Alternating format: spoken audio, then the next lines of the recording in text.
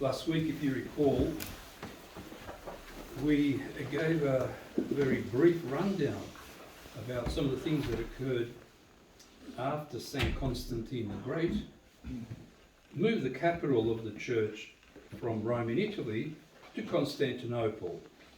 Rome being sacked by barbarians from various areas in Europe, and Constantinople then became the jewel of the church, and for some 1200 years was the first amongst the original church in what we know now as the Great Byzantine Empire.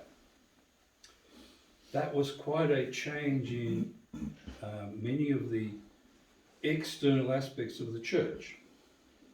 As far as the internal aspects are concerned, we know that during this time of moving the capital right up until almost the end of the first millennium, into the church ran people with different opinions and different thinking, bringing with them what we call heresies.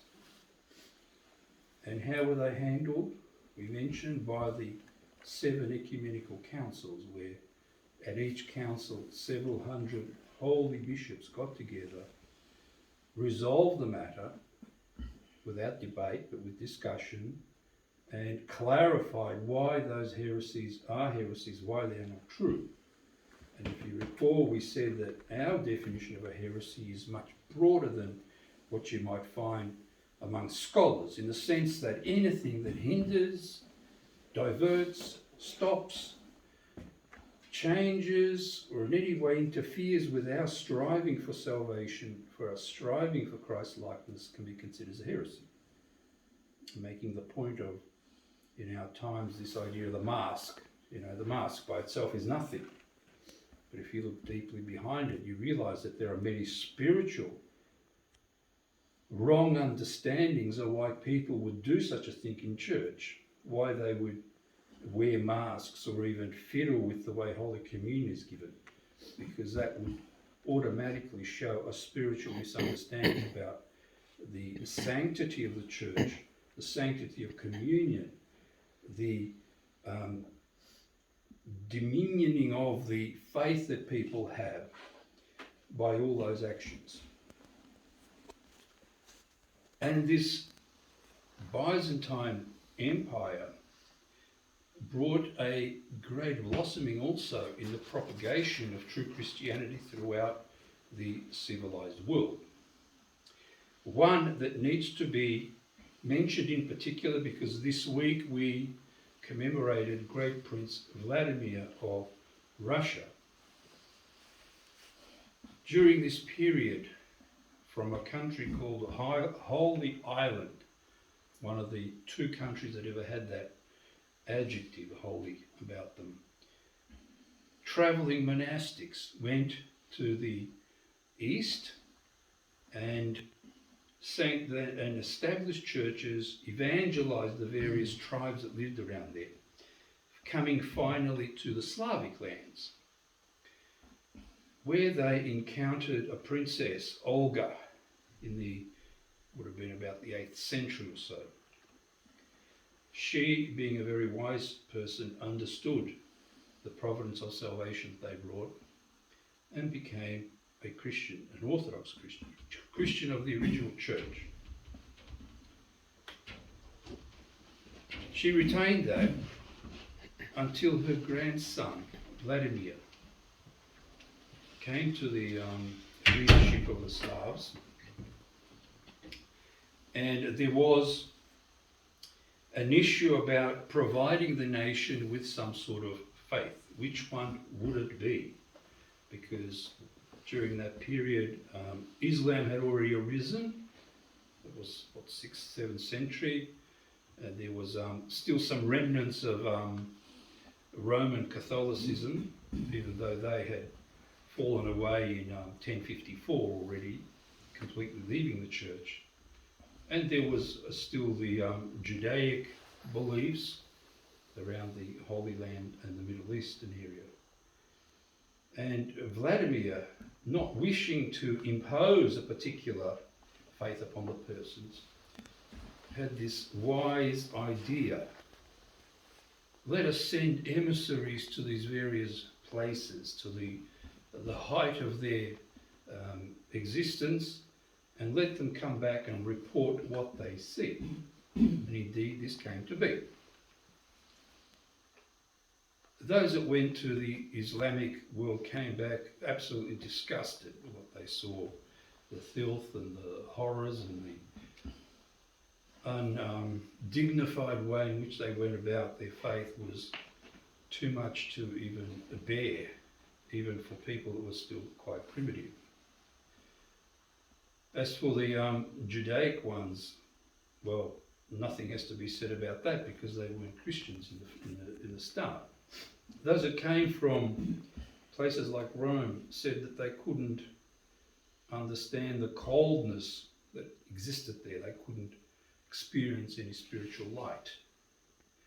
But those that went to Constantinople reported that they didn't know whether they were in heaven and earth. Such was the glory of the services and the experience that they had there. Of course, Saint Vladimir, from his grandmother Olga, understood already that that was the true faith, but now confirmed independently by these emissaries, he could spread that throughout the Slavic lands, which he did. And there were mass baptisms, mass destructions of various idols and all those pagan gods that some still followed, and the establishment of holy churches. Not a dozen, not 100, but thousands of them. Thousands through the centuries in every corner of the land, virtually. Almost immediately, this brought forth sanctity.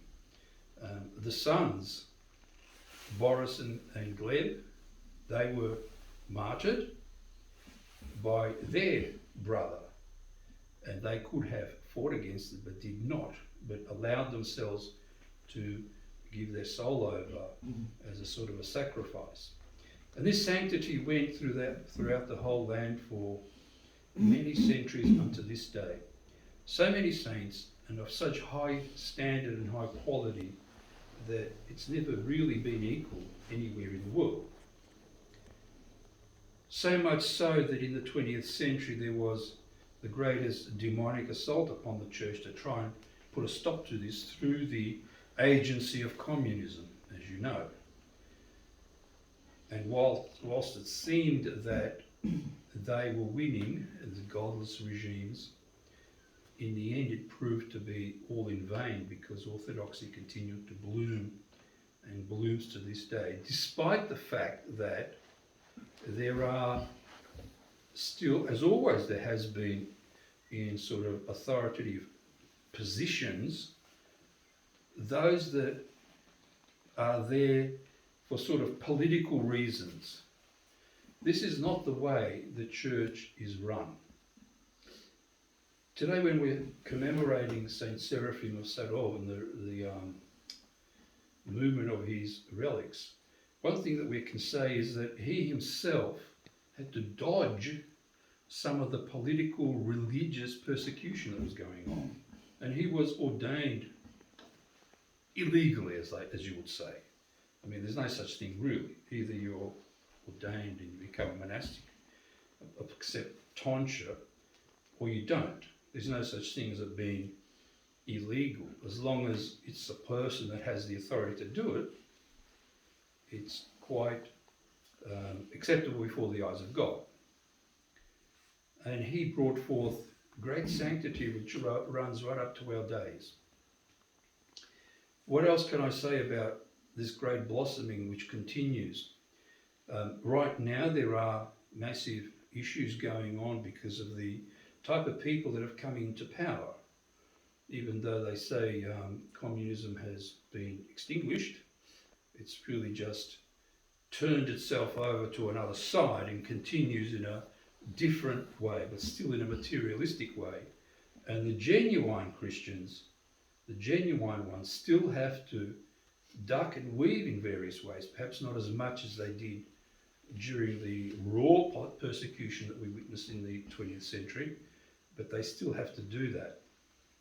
And if you ever get a chance to go there, you will experience this yourself. There will be people that will tell you how things really are there and how people really behave. There's sort of two levels, the official level, and then underneath this, the true spiritual level that operates. And that's where the true Christians exist. That has always been the case. That's always been the case. There's never been a situation where the authorities have been always so pure in their faith that everybody just followed them. There's always something bound up with worldliness and some sort of crippling of the pure spirituality that the church demands. But it exists, nevertheless, amongst others, and they are the ones that keep the faith going in truth. And they don't have to be, a patriarch or a metropolitan or something like that. It can be a simple monk. There have been periods in the history of the church where all these people that hold exceptional titles failed in their duty, but a simple monk, one amongst thousands, preserved the faith and continued it and made it bloom. Of course, we consider them as saints in various ways and by various means. That's briefly what I wanted to say to you today about the history that we've sort of covered over the past few months, from Pascha onwards, and how the church, first of all, was established in the catacombs, then became free, then blossomed, then became catacomb again in the 20th century, blossomed again, and now it looks like it's going to the catacombs again on account of this tyranny which we are experiencing with, starts with V, amongst other things. Be very careful of these things, because if you understand anything about how tyranny operates, you will see that those people that are promoting this tyranny have exceptionally deep spiritual problems. There's almost a craziness. It is a craziness, actually, that's arisen in the world. Any alternative idea or opinion that is completely been crushed. It's very, very hard to get another take on things. Even the ones that are official are completely incomplete. There's no real justification for what's being done. You know what I am talking about. Just recently we have found that, particularly in the USA, those people who have had many are suffering badly and even dying, but they are not put forward to expound their experiences. That is a very important point. If those who want the truth need to find these people that are suffering from that and somehow or other bring that message to the rest of the people. Because right now there is a great persecution to silence them. And even if they speak out, they will say, oh, well, they were sick from something else, not from that. Either way you put it, it gets twisted, one way or another. Can you imagine what these people that are doing this are heaping upon themselves, heaping upon their own souls in their eternal state? It's not a very pretty sight, because they're actually fighting against God, fighting against Him completely. It's not just, as if you're creating a crime or something. This is like mass extermination, and I can't understand how these people who are supposedly educated and hold high positions in society can even think like that. Australia has always been a nation where other alternatives, other opinions and that were welcome and debated and examined. But here we have total silence from the other side. It's all this one-sided thing, very much on what happened in Nazi Germany during the 30s and the 40s of the last century. In any case, we as Orthodox Christians have this duty to preserve what we have and to be aware that when these things are put to us, go and do some very detailed research on what's really happening. And if you need help, ask, because there are holy fathers also in our time which are saying what these things really are and how to avoid them in our lives. How long this is going to go on for, I don't know. Hopefully not too long, because there's going to be a massive cry throughout the world. I don't know whether you realise, but most of Europe was drowned the past week, as well as China. Just in one city in China, there was such a flood that the underground roadways were flooded out. And they say that, officially they say 70 people had died or something, but unofficially it's like 7,000 or more, just in an hour or so. And, they're carrying bodies out in the trains where they perished by screening out the windows so nobody could see all the bodies that are still floating in those carriages as they take them out. The Lord is really telling people, hey, wake up and have an alternative look at things, because what's really happening is not the V thing, but something else. It's a T, it's a tyranny, and a great tyranny at that. And hopefully it won't run its course to the way that it will, but will be petered out somehow. At least that's what our prayer is. God, help us in this struggle, and please make everything in your effort to support the truth of all this and to tell others. Tell them, whoever it may be, the person in the shop, the one you sit next to on the train or whatever, anybody who brings up this topic up, tell them. It doesn't matter what they think of you, tell them anyway, because you've sown the seed and you don't know how that might blossom.